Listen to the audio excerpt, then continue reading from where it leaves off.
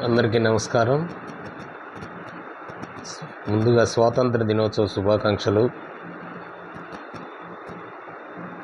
ఆంధ్రప్రదేశ్ ప్రభుత్వం ఆగస్టు 15 నుండి మహిళలకు ఉచిత బస్సు ప్రయాణ పథకాన్ని ప్రకటించింది. ఈ పథకం ద్వారా మహిళలకు కొంత ప్రయోజనం జరుగుతుంది కాబట్టి పథకాన్ని మేము స్వాగతిస్తున్నాం. ఈ పథకానికి మేము వ్యతిరేకం కాదు. కాకపోతే ఈ పథకం ద్వారా ఆంధ్రప్రదేశ్లో ఆటో డ్రైవర్ వృత్తిలో ఉండి వారి జీవితాలను కొనసాగిస్తున్నటువంటి కొన్ని కుటుంబాలు వారి జీవనోపాధిని కోల్పోయి ఇబ్బందులు పడే అవకాశం ఉంది. ఎలా అంటే ఉన్నత చదువులు చదువుకొని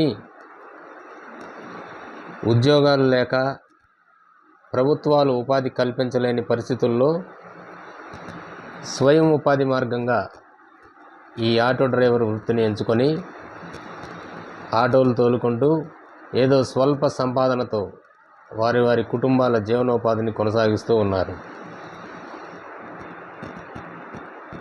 ఉన్నత చదువులు చదువుకొని ఉద్యోగాల కోసం ప్రయత్నం చేసి వారికి ఉద్యోగాలు లేని స్థితిలో ఈ స్వయం ఉపాధి మార్గంలోకి రావాల్సిన పరిస్థితి ఏర్పడింది. అంతేకాదు ప్రభుత్వాలు ఉపాధి కూడా కల్పించలేని స్థితిలో ఉన్నప్పుడు ప్రభుత్వాలకు భారం కాకుండా వారి కుటుంబాలకు భారం కాకుండా ఏదో ఈ స్వల్ప సంపాదనతో వారి కుటుంబాలను పోషించుకుంటూ జీవిస్తున్న కొన్ని కుటుంబాలు ఈ ఉచిత బస్సు ప్రయాణ పథకం ద్వారా వారి సంపాదన నష్టపోయి వారి కుటుంబాలు మళ్ళీ బజారును పడే అవకాశం ఉంది. ఎలాగంటే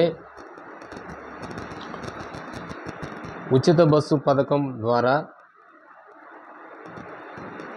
ఎక్కువ మంది మహిళలు బస్సు ప్రయాణం చేయడానికి ప్రాధాన్యతనిస్తారు. తద్వారా ఆటోల్లో ప్రయాణించే వారి సంఖ్య క్రమేపీ తగ్గిపోతుంది. దానితో ఆటో డ్రైవర్లుగా జీవనాన్ని కొనసాగించే వీరి యొక్క సంపాదన తగ్గుతుంది. వారి కుటుంబ పోషణ భారం అయిపోతుంది. గ్రామీణ ప్రాంతాల నుండి పట్టణాలు నగరాలకు ప్రయాణం చేసే మహిళలు ఎక్కువగా బస్సులోనే మొదటి ప్రాధాన్యత కల్పించి ఆటోల్లో ప్రయాణించడం తగ్గిస్తారు. దానితో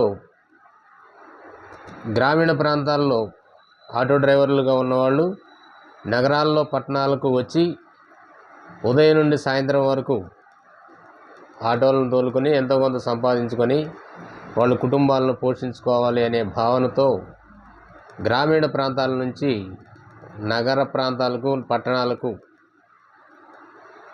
వచ్చే అవకాశం ఉంది.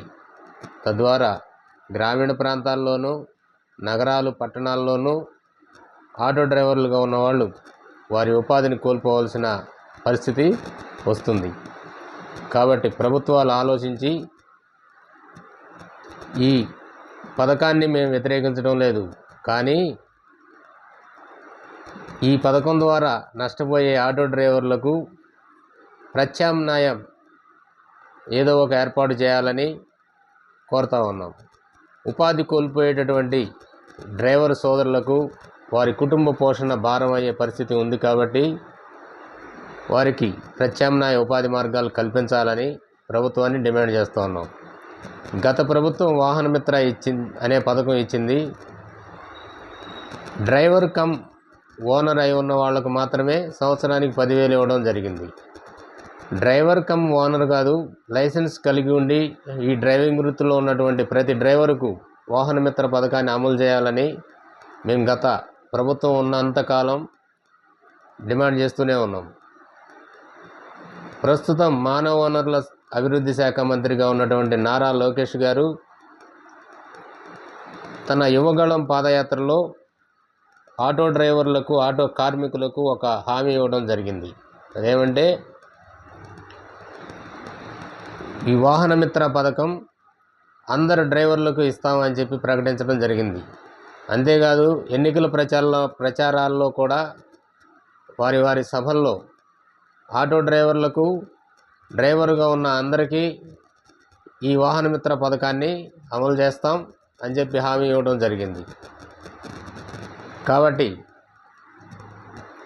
ఈ వాహన మిత్ర పథకాన్ని అమలు చేసి లైసెన్స్ ఉండి ఈ డ్రైవర్ వృత్తిలో ఉన్నటువంటి ప్రతి ఒక్కళ్ళకి వాహన మిత్ర పథకాన్ని అమలు చేయాలని కోరుకుంటా ఉన్నాం. గత ప్రభుత్వం జీవో నెంబర్ 21 అని తీసుకొచ్చి డ్రైవర్ల మెడకు ఉరితాడు బిగించినటువంటి కొన్ని విధానాలను అమలు చేస్తుంది. 2014 తరువాత కేంద్ర ప్రభుత్వం కొన్ని రవాణా చట్టాలను సవరించాలని ప్రయత్నం చేసి కొన్ని చట్టాలను చేసి రాష్ట్రాల మీద ఈ చట్టాలను అమలు చేయండి అని వదిలేయటంతో మన రాష్ట్ర ప్రభుత్వం ఉన్నటువంటి అప్పటి ప్రభుత్వం జీవో నెంబర్ 21 తీసుకొచ్చి చిన్న చిన్న పొరపాట్లకు కూడా పెద్ద పెద్ద శిక్షలను విధిస్తూ అధిక ఫీజులు పెనాల్టీలు విధిస్తూ జీవో నెంబర్ 21ని తీసుకొచ్చింది. అంతేకాదు చిన్న చిన్న పొరపాట్ల వలన జరిగే ప్రమాదాల కారణమైన డ్రైవర్లను కారణం చేస్తూ వారికి యావజ్జీవ కారాగార శిక్షల వరకు విధించినటువంటి అతి ప్రమాదకరమైన జీవో అది. కాబట్టి అటువంటి జీవో నెంబర్ 21ని వెంటనే రద్దు చేయాలని, పెట్రోల్ డీజిల్ ధరలను జీఎస్టీ పరిధిలోకి తీసుకురావాలని, పెట్రోల్ డీజిల్పై రాష్ట్ర ప్రభుత్వం విధించే వ్యాట్ ట్యాక్స్ను రద్దు చేయాలని, ఈ చలానాల పేరుతో పెండింగ్లో ఉన్నటువంటి ఈ చలానాలను రద్దు చేయాలని డిమాండ్ చేస్తూ ఉన్నాం. అంతేకాదు ఎలక్ట్రికల్ వాహనాలు కొనుగోలు చేసే వాళ్ళకి పూర్తి సబ్సిడీతో వాహనాలు ఇప్పించి డ్రైవర్ల యొక్క జీవనోపాధిని మెరుగుపరిచేందుకు ప్రభుత్వాలు కృషి చేయాలని డిమాండ్ చేస్తూ ఉన్నాం. నగరంలో ఉన్నటువంటి ప్రత్యేకంగా నగరంలో పట్టణ ప్రాంతాల్లో ఉన్నటువంటి డ్రైవర్లు ఏ విధంగా ఉపాధిని కోల్పోతారు అంటే, పూర్వం తెలంగాణ రాష్ట్రం నుంచి వలసలు వచ్చి ఆంధ్రప్రదేశ్, గుంటూరు, తిరుపతి ఇటువంటి నగరాల్లో ఆటోలు తోలుతూ స్థానికంగా ఉన్నటువంటి డ్రైవర్ల యొక్క ఆదాయాన్ని కొంత గండికొట్టడం జరిగింది. అయితే ఇప్పుడు కూడా అలాగే గ్రామీణ ప్రాంతాల్లో ఆటోలు తోలుకొని జీవించే వాళ్ళు వాళ్ళ యొక్క ఇన్కమ్ ఆదాయం తగ్గడంతో పట్టణాల్లో, నగరాల్లో అయితే కొంత సంపాదించుకోవచ్చు అనే ఉద్దేశంతో వాళ్ళు గ్రామీణ ప్రాంతాల నుంచి పట్టణాలు, నగర ప్రాంతాలకు వచ్చి ఆటోలు తోలడానికి ప్రయత్నం చేస్తారు. తద్వారా నగరాలు, పట్టణాల్లో ఆటోలు తోలే వాళ్ళకు కూడా కొంత ఆదాయం తగ్గే ప్రమాదం ఉంది. కాబట్టి ప్రభుత్వాలు చిత్తశుద్ధితో ఆలోచించి ఈ ఉపాధి కోల్పోయేటటువంటి ఈ ఆటో డ్రైవర్ వృత్తిలో ఉన్నటువంటి ఆటో రంగ కార్మికులకు ప్రత్యామ్నాయ ఉపాధి మార్గాలు చూపిస్తూ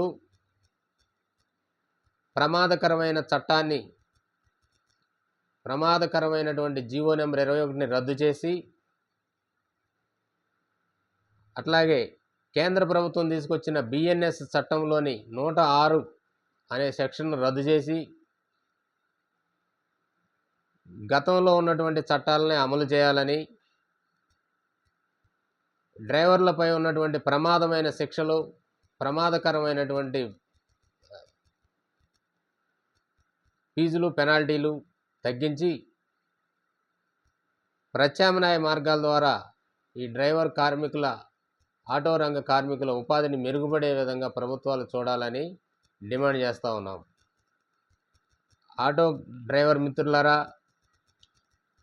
మీరందరూ ఒకసారి ఆలోచించి జీవో నెంబర్ 21 రద్దు చేసే వరకు, బిఎన్ఎస్ 106 రద్దు చేసి పాత చట్టాలను అమలు చేసే వరకు, పెట్రోల్ డీజిల్ ధరలను వ్యాట్ ట్యాక్స్ తగ్గించి పెట్రోల్ డీజిల్ను జీఎస్టీ పరిధిలోకి చేర్చే వరకు మనందరం ఐక్యమత్యంతో ఐక్య పోరాటాలు చేయడం ద్వారానే మన హక్కులను సాధించుకోవచ్చని మీ అందరికీ మనవి చేస్తూ ఉన్నాను. డ్రైవర్లందరూ ప్రభుత్వం ఏ పథకం పెట్టినా మనకేంటి లాభం, మనకేంటి నష్టం అని ఆలోచించకుండా మనకొచ్చే నష్టం ఏంటో ఆలోచించండి. ఈ ప్రభుత్వం పెట్టినటువంటి ఉచిత బస్సు ప్రయాణం అనే పథకం ద్వారా మొట్టమొదటి నష్టపోయేది ఆటో డ్రైవర్లే.